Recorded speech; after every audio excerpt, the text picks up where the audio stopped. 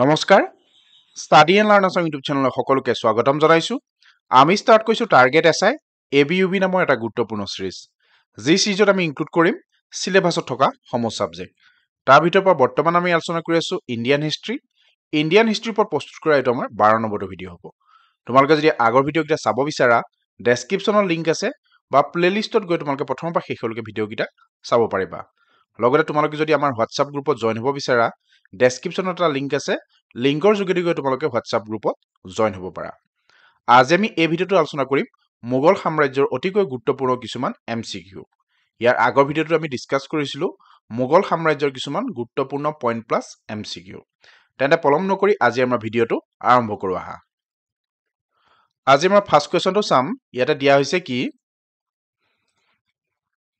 Jahangir was known for his interest in which field Jahangir তলত উল্লেখ কৰা কোনটো ক্ষেত্ৰৰ প্ৰতি আগ্ৰহৰ বাবে পৰিচিত আছিল খুব গুৰুত্বপূৰ্ণ কোৱেশ্চন হয় এনে ধৰণৰ কোৱেশ্চন আমাৰ এক্সামত অহা দেখা যায় আৰু এই কোৱেশ্চনৰ এনসাৰটো হ'ব মই এনসাৰটো দিয়া আগতে তোমালোকে এনসাৰটো দিবলৈ ট্ৰাই কৰিবা আৰু শেষত জনাবা তোমালোকে আজি আমি 31টা কোৱেশ্চন ডিসকাস কৰিম 31টা কোৱেশ্চনৰ ভিতৰত তোমালোকে কিমানটা কোৱেশ্চনৰ এনসাৰ শুদ্ধকৈ দিব পাৰিবা এই কোৱেশ্চনৰ এনসাৰটো হ'ব অপচন এ পেইন্টিং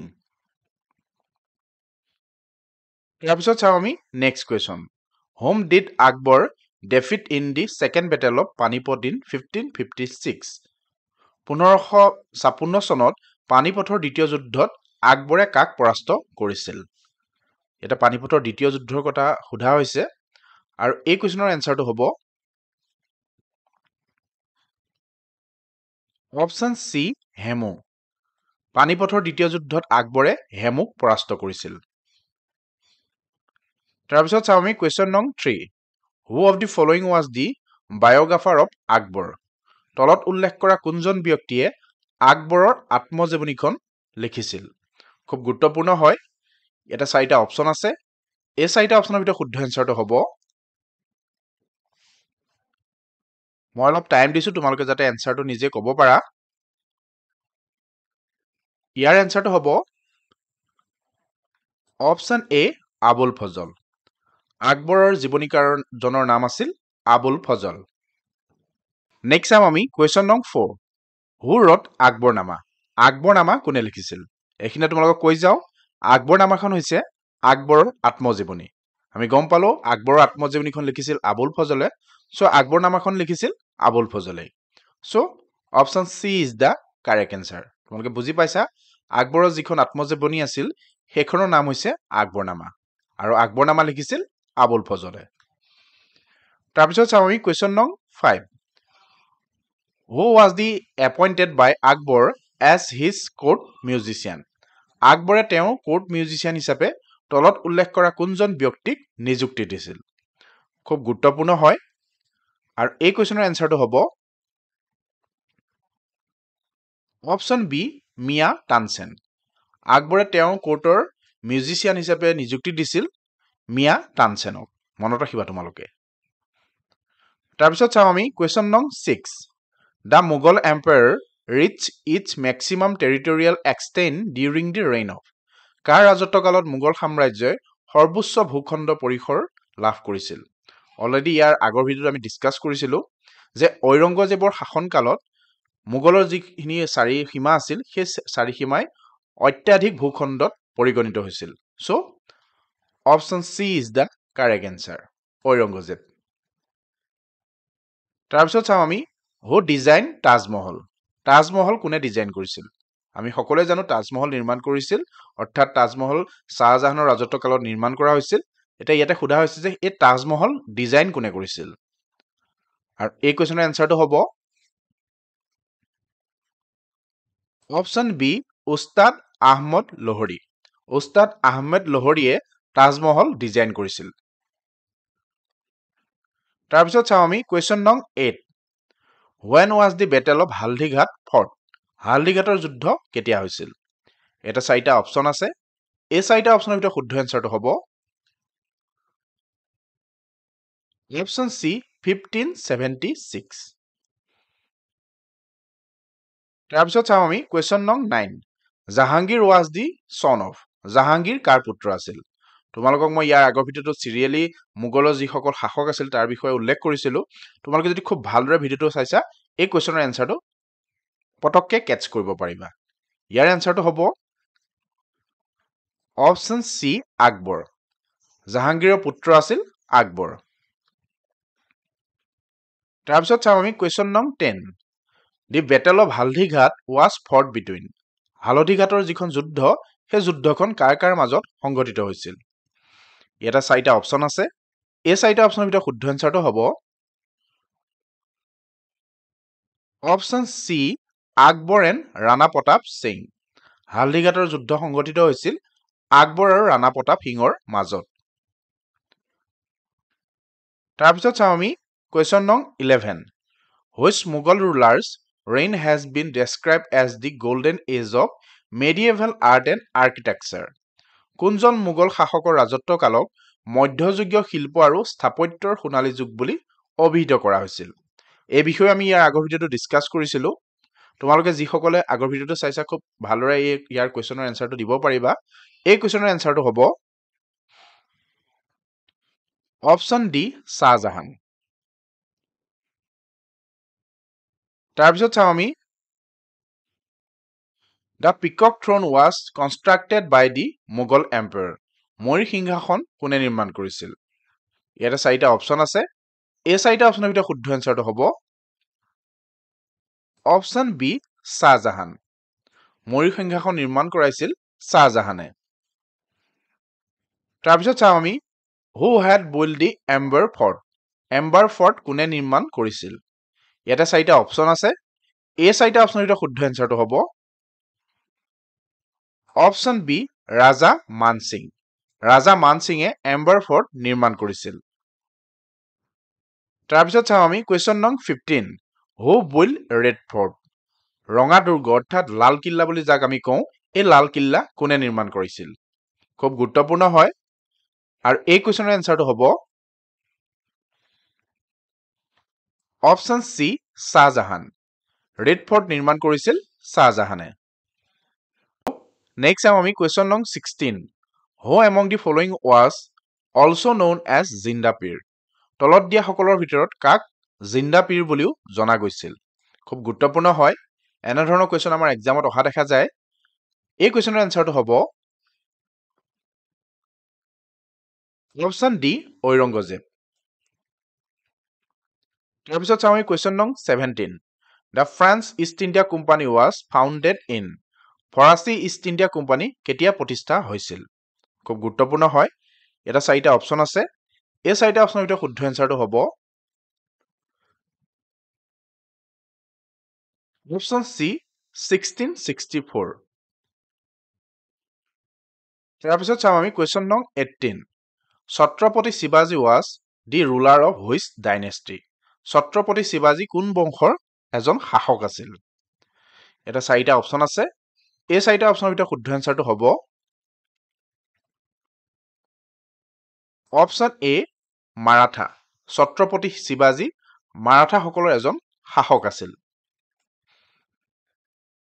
তাৰপিছত চাওঁ আমি ইন হুইচ ইয়াৰ শিৱাজী was crown as the Chhatrapati কোন বছৰত শিৱাজীয়ে ছত্ৰপতি হিচাপে মুকুট পিন্ধিছিল অৰ্থাৎ ছত্ৰপতি বুলি নিজকে গণ্য কৰিছিল খুব গুৰুত্বপূৰ্ণ হয় ইয়াতে 4টা অপশ্যন আছে এই 4টা অপশ্যনৰ ভিতৰত শুদ্ধ এনচাৰটো হ'ব অপশ্যন বি 1674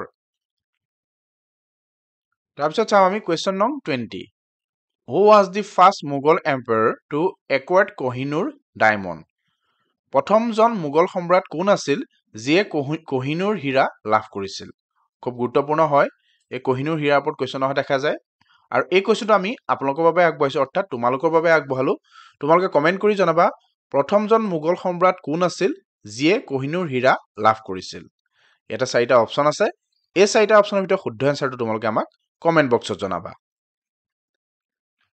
তাৰপিছত চাওঁ আমি কুৱেশ্যন নং 21 ৱেৰ ফ্ৰান্স এষ্টাব্লিছ দিয়াৰ ফাৰ্ষ্ট ফেক্টৰী ফৰাচীসকলে তেওঁলোকৰ প্ৰথম কাৰখানা ক'ত স্থাপন কৰিছিল ইয়াতে 4টা অপশ্যন আছে এই 4টা অপশ্যনৰ ভিতৰত শুদ্ধ এনচাৰটো হ'ব অপশ্যন এ চুৰাট চুৰাটত ফৰাচীসকলে তেওঁলোকৰ প্ৰথম ফেক্টৰী স্থাপন কৰিছিল। তাৰপিছত চাম আমি কুৱেশ্যন নং 22 the অটোবায়োগ্ৰাফি of Babar is cold. বাবৰৰ আত্মজীৱনীখনৰ নাম কি আছিল? এটা 4টা অপশ্যন আছে। এই 4টা অপশ্যনৰ ভিতৰত শুদ্ধ এনচাৰটো হ'ব, আমি যদি অপশ্যনকেইটা ভালকে চাওঁ আমি দেখা পাম এই বাবৰ নামাখনকে কোৱা হয় টুজুকি বাবৰি বুলি। মনত ৰাখিবা তোমালোকে দুটা অপশ্যনৰ ভিতৰত কেতিয়াবা এটা থাকিব, এই দুইটাই শুদ্ধ হয়। আমাৰ কুৱেশ্যনটো আমি চাই ল'ব লাগিব ফাৰ্ষ্ট, আৰু তাতে অপশ্যনটো কি দিয়া হৈছে সেইটো চাই ল'ব লাগিব। এই দুটা অপশ্যনৰ ভিতৰত হয়তো এটা থাকিব, ইয়াতে দুইটাই দিয়া হ'ল, সেইবাবে দুইটাই শুদ্ধ হ'ব। তাৰপিছত চাওঁ আমি কুৱেশ্যন নং 23 the battle of Chausa was fought between. চৌচাৰ যুদ্ধ কাৰ কাৰ মাজত সংঘটিত হৈছিল? ইয়াতে 4টা অপশ্যন আছে। এই 4টা অপশ্যনৰ ভিতৰত শুদ্ধ এনচাৰটো হ'ব option A Humayun and Sher Shah চুৰি। চৌচাৰ যুদ্ধ সংঘটিত হৈছিল হুমায়ুন আৰু শ্বেৰশ্বাহ চুৰিৰ মাজত। তাৰপিছত চাওঁ আমি the second battle of Panipat was fought in which year. পানিপথৰ দ্বিতীয় যুদ্ধ কোন বছৰত সংঘটিত হৈছিল? এই 4টা অপশ্যনৰ শুদ্ধ এনচাৰটো হ'ব অপশ্যন বি 1556ত। তাৰপিছত চাওঁ আমি কুৱেশ্যন নং 25 হু ৱাজ দি ফাদাৰ অফ বাবৰ। বাবৰৰ পিতৃৰ নাম কি আছিল? এটা 4টা অপশ্যন আছে। এই 4টা অপশ্যনৰ ভিতৰত শুদ্ধ এনচাৰটো হ'ব অপশ্যন চি উমেৰ শ্বেখ মিৰ্জা। বাবৰৰ পিতৃ আছিল উমেৰ শ্বেখ মিৰ্জা। তাৰপিছত চাওঁ আমি 26 what was the capital of Mughal empire during Akbar reign. আকবৰৰ দিনত মোগল সাম্ৰাজ্যৰ ৰাজধানী কি আছিল? এটা 4টা অপশ্যন আছে। এই 4টা অপশ্যনৰ ভিতৰত শুদ্ধ এনচাৰটো হ'ব অপশ্যন চি ফাটেহপুৰ চিক্ৰী। আকবৰৰ দিনত মোগলৰ ৰাজধানী আছিল ফাটেহপুৰ চিক্ৰী। তাৰপিছত চাওঁ আমি Akbar abolish his tax on non Muslim. আকবৰে অমুছলমানৰ ওপৰত কোনটো কৰ বিলুপ্ত কৰিছিল? মনত ৰাখিবা, খেলবেলি নকৰিবা তোমালোকে। আকবৰে অমুছলমানৰ ওপৰত এই জিজিয়া টেক্সটো আছিল যিটো, এই জিজিয়া টেক্সটো বিলুপ্তি কৰিছিল। তাৰপিছত চাওঁ আমি কুৱেশ্যন নং 28 who was Akbar's famous court historian. আকবৰৰ ৰাজদৰবাৰৰ বিখ্যাত ইতিহাসবিদজন কোন আছিল? এটা 4টা অপশ্যন আছে। এই 4টা অপশ্যনৰ ভিতৰত শুদ্ধ এনচাৰটো হ'ব অপশ্যন এ আবুল ফজল। আকবৰৰ ৰাজদৰবাৰৰ বিখ্যাত ইতিহাসবিদজন হৈছে আবুল ফজল। নেক্সট চাম আমি কুৱেশ্যন নং 29 which famous monument was build by Akbar. তলত উল্লেখ কৰা বিখ্যাত কীৰ্তিচিহ্ন কোনটো আকবৰে নিৰ্মাণ কৰিছিল? আমি গোটেইকেইটা জনা অতি আৱশ্যক। তাজমহলটো যদি আমি চাওঁ শ্বাহজাহানৰ ৰাজত্বকালত নিৰ্মাণ কৰা হৈছিল, অৰ্থাৎ শ্বাহজাহানে নিৰ্মাণ কৰিছিল। এম্বাৰ ফৰ্টটো যদি আমি চাওঁ ৰাজা মানসিঙৰ ৰাজত্বকালত, অৰ্থাৎ মানসিঙে নিৰ্মাণ কৰাইছিল। আৰু ৰেড ফৰ্টটো আমি সকলোৱে জানো শ্বাহজাহানে নিৰ্মাণ কৰোৱাইছিল। যদি আমি চাওঁ এই বুলন্ত দৰৱাজাটো নিৰ্মাণ কৰাইছিল আকবৰে। So' option D is the correct answer. C নহ'ব, ডিটো হ'ব বুলন্ত দৰৱাজা। তাৰপিছত চাওঁ আমি কুৱেশ্যন নং 30 Aurangzeb ৰি-ইম্প'জ which tax on Hindus. ঔৰংগজেবে হিন্দুৰ ওপৰত কোনটো কৰ পুনৰ আৰোপ কৰিছিল? খুব গুৰুত্বপূৰ্ণ হয়, তোমালোকে এই কুৱেশ্যন কেইটা খেলি মেলি নকৰিবা। আমি যদি চাওঁ আকবৰে হিন্দুৰ ওপৰত, অৰ্থাৎ অমুছলমানৰ ওপৰত এই যিটো জিজিয়া টেক্স আছিল সেই টেক্সটো বিলুপ্তি কৰিছিল। তাৰপিছত যদি আমি চাওঁ আকৌ ঔৰংগজেবে এই জিজিয়া টেক্সটো যিটো আছিল সেইটো আকৌ পুনৰ আৰোপ কৰিছিল। খেলি মেলি নকৰিবা তোমালোকে। চ' এই কুৱেশ্যনটোৰ এনচাৰটো হ'ব অপশ্যন এ জিজিয়া। ঔৰংগজেবে হিন্দুৰ ওপৰত পুনৰ আকৌ এই জিজিয়া টেক্সটো প্ৰণয়ন কৰিছিল। তাৰপিছত চাওঁ আমি Shahjahan's reign is known as the. শ্বাহজাহানৰ ৰাজত্ব কালক কি বুলি কোৱা হয়? অলৰেডি বাৰে বাৰে এই কুৱেশ্যন আমি ডিছকাছ কৰি আহিছোঁ।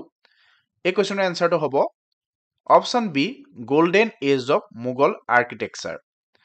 অৰ্থাৎ তেখেতৰ ৰাজত্ব কালতে বিখ্যাত যিবিলাক মনুমেণ্ট আছে, বিশ্ববিখ্যাত যিবিলাক আমাৰ কীৰ্তিচিহ্ন আছে সেইবিলাক নিৰ্মাণ কৰা হৈছিল। চ' তেখেতৰ ৰাজত্ব কালতে কোৱা হয় golden age of Mughal architecture.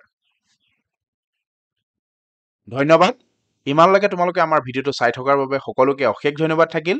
আগন্তুক দিনত আমাৰ গুৰুত্বপূৰ্ণ ভিডিঅ'বোৰ পাই থাকিবৰ বাবে আমাৰ চেনেলটো ছাবস্ক্ৰাইব কৰি ৰাখা। লগতে আজিৰ ভিডিঅ'ৰ পৰা যদি তোমালোক অলপ হ'লেও হেল্প হৈছে বুলি ভাবিছা, লগৰ বন্ধু বান্ধৱীৰ লগত শ্বেয়াৰ কৰিবা আৰু কমেণ্ট কৰি তোমালোকৰ মতামত আমাক জনাবা।